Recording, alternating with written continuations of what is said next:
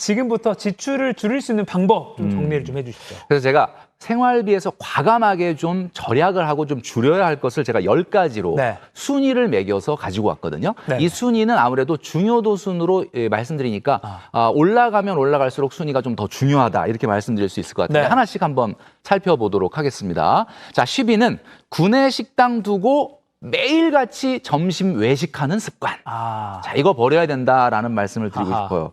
자, 우리가 요즘 대학생들이 아침에 8시에 등교를 한다고 합니다. 네. 왜 그럴 것 같습니까?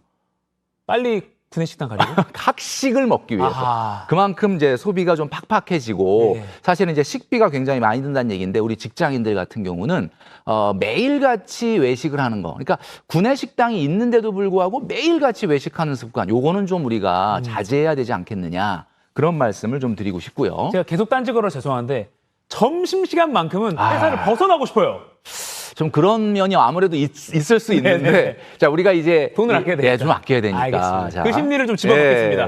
네. 9위를 한번 보면요. 대들지 않겠습니다. 9위는 무심결에 타는 택시. 아하. 우리가 보통 교통비를 직장인들 같은 경우는 한 5%에서 7% 이내로 관리해야 된다라는 말씀을 많이 드리는데 이게 이제 택시가 사실 뭐 택시 하시는 분들한테는 좀 이 얘기가 좀 기분 나쁘게 좀 들릴 수도 있겠지만 사실은 중요한 것은 우리가 가까운 거리 같은 경우에 그냥 오히려 무심결에 에이, 가까운 거리니까 뭐 내가 엄청난 소비하는 거 아니지 않는가 이렇게 하고 타는 습관이 한 달에 5만 원, 10만 원 이상의 택시비를 만들어낼 수 있다라는 네. 요거 좀 우리가 좀 주의해야 된다라는 생각을 하는 거죠. 이게 또 습관이 되더라고요. 그렇죠. 네. 예. 그다음에 이제 8위는요. 매일같이 테이크아웃 하는 커피. 예. 탕비실에 가보면 굉장히 잘 돼 있잖아요, 네. 요즘. 그런데도 매일같이 그냥 습관적으로 점심시간에 한 잔, 3, 4시에 한 잔, 이런 식으로 하게 되면은 이 커피 비용도 우리가 머니클래스에서 한번 다룬 적이 있었지만 엄청나거든요. 자, 커피를 마시지 말라는 얘기가 아닙니다. 너무 습관적으로 매일같이 테이크아웃 하는 것은 좀 우리가 자제해야 된다. 네. 이런 말씀을 좀 드리고 싶습니다. 네. 그 다음에 이제 7위는요. 계획 없는 이벤트 비용. 아하. 자, 머니클래스에서 우리가 5월 달에 한번 다뤘는데, 우리가 이야기하는 이 이벤트 비용이라는 게 우리가 국룰로 8가지를 이벤트 비용이라고 맞아요. 말씀하셨는데 기억나시죠? 네, 네. 자, 엄마 생일, 아빠 생일, 어버이날, 그리고 어린이날, 네. 자녀나 형제 생일, 그리고 이제 미혼이신 분들은 애인 생일, 베프 생일, 연간 기념일 여기까지가 이제 국룰로 얘기하는 이벤트 비용이니까 네. 이거는 따로 우리가 예산을 만들어서 사용하고 이거 외에는 사실은 과도한 지출은 좀 하지 마라. 이제 이 말씀을 드렸는데 자 이런 것들을 좀 주의하시는 게 하반기에는 좀 필요하지 않을까라는 생각을 합니다. 그러니까 뭐 200일, 뭐 300일 매일 그렇죠. 챙기고 하다 보면 네. 너무 씀씀이가 커지니까. 맞습니다. 알겠습니다. 제가 말씀드린 8가지만 좀 챙겨보자. 네. 자 6위는 말이죠. 계절마다 구입하는 신상. 특히 옷입니다. 뭐 여름이라고 해서 뭐 여름철 의상이 굉장히 싸다 또 이렇게 볼 수도 없거든요. 네. 우리가 이제 가장 많이 듣는 얘기가 집에서 옷이 굉장히 옷장에 많은데 항상 듣는 얘기가 입을 옷이 없다. 그렇죠. 왜 옷이 이렇게 많은데 입을 옷이 없다 그러는지 좀 이해는 안 가는데 네. 계속 볼 때마다 입을 옷이 없다 이런 얘기를 많이 하시는데 네. 이렇게 사실 예산을 세워놓지 않고 무분별하게 계속 신상을 구입하는 것은 하반기에는 좀 우리가 좀 금해야 되지 않겠느냐. 그리고 요거 좋은 명분이 있어요. 네. 환경을 보호할 수 있습니다. 옷을 하나를 오래 입으면 그렇죠. 자주 안 사는 게 또 좋을 맞습니다. 예. 네. 자, 6위까지 알아봤습니다. 여기까지는 뭐 좀 지킬 수 있을 것 같아요. 맞아요. 이제 5위부터 1위 아까 올라갈수록 중요하다고 하셨습니다. 그렇습니다. 또 예. 열어주시죠. 네, 사실은 지금부터 말씀드리는 게 정말 중요한 거거든요. 네네. 쭉 말씀드리면요. 5위를 보면 네. 자, 월 소득의 15%가 넘는 문화 레저 비용입니다.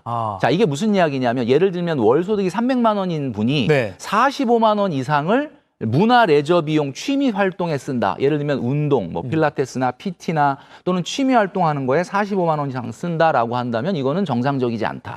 그러니까 중요한 것은 15% 이내에서 취미와 문화 생활을 계획을 하셔야 된다라는 거죠.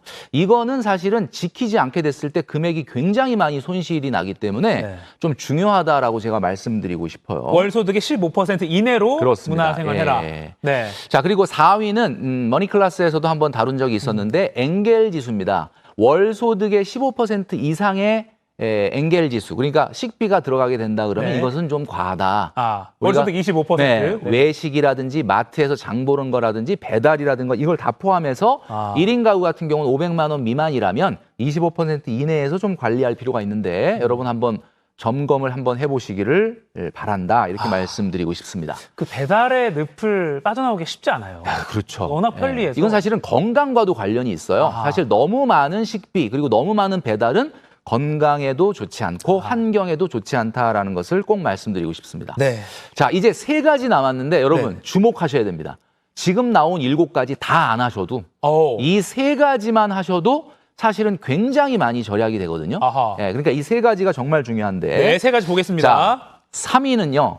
월소득 15% 넘는 전월세 비용입니다. 오. 자, 이게 무슨 이야기냐면 우리가 주거 비용이라는 걸 지출을 하게 되는데 이 주거 비용이 자기 소득에서 15%가 넘는다? 네. 그러니까 다시 말해서 자기 소득의 15%가 넘는 월세나 전세자금 대출 이자를 낸다는 것은 그분이 도움이다. 직주 근접을 했다는 뜻이에요. 아. 자, 직주 근접 좋죠. 예, 굉장히 교통을 포기했다. 굉장히 출퇴근 시간을 절약하죠. 아, 네네. 그럼 그 절약한 시간에 우리가 뭐 하느냐? 그럼 물어보면 그냥 잔다. 아. 그냥 쉰다.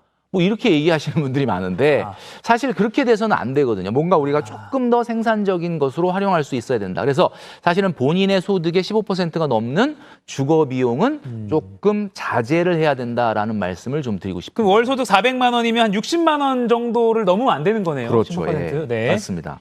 자, 그리고 2위는요. 일단 카드 긁고 갔다 오는 여행입니다. 아. 자, 우리가 여행은 우리가 머니클래스에서 한번 다룬 적이 있는데 미리 이 계획을 하고 그리고 그 금액을 모은 다음에 그 보상으로 갔다 와라라는 말씀을 드렸는데 네. 일단 카드 긁고 갔다 오면 계속 할부금이 나가거든요. 그렇죠. 이게 가장 서글픈 게 여자친구랑 여행을 갔다 왔는데 계속 카드비 할부금이 나가는데 예. 그 여자친구랑 헤어졌어. 아. 이렇게 되면 정말 씁쓸하거든요. 아, 그렇죠. 진짜 이거는 정말 마음이 정말 계속 생각이 납니다. 네. 자, 그래서 우리가 일단 계획을 세우고 여행을 갔다 와야지 갔다 오고 그 카드 긁고 갔다 오는 거 이거는 좀 자제해야 된다. 그러니까 내 오늘의 여행을 내일의 나에게 맡기면 안 되겠네요. 그렇죠. 예. 알겠습니다. 예. 그리고 1위, 1위. 대망의 1위입니다. 네. 사실 이게 1위인 이유가 이게 가장 사실은 손실되는 금액이 크기 때문에 그런데요. 예. 자, 월소득의 6개월이 넘는 자동차를 구입하면 그때부터 사실은 아까 말씀드렸던 나머지 9가지보다도 훨씬 더 많은 지출이 폭발을 하게 됩니다. 자, 6개월이라고 하면 많은 분들이 이거 너무 팍팍한 거 아니냐? 그럼 뭐 경차만 타라는 얘기냐? 이렇게 이야기하시는 분들이 많이 있는데요. 네네. 사실 뭐 우리가 정상적인 범위 좀 너무 과하다. 정상이다라는 범위를 사실 6개월보다는 조금 더 한 9개월까지는 어느 정도는 용인할 수가 그래요? 있는데 자기 소득보다 9개월이 넘는 차를 탄다?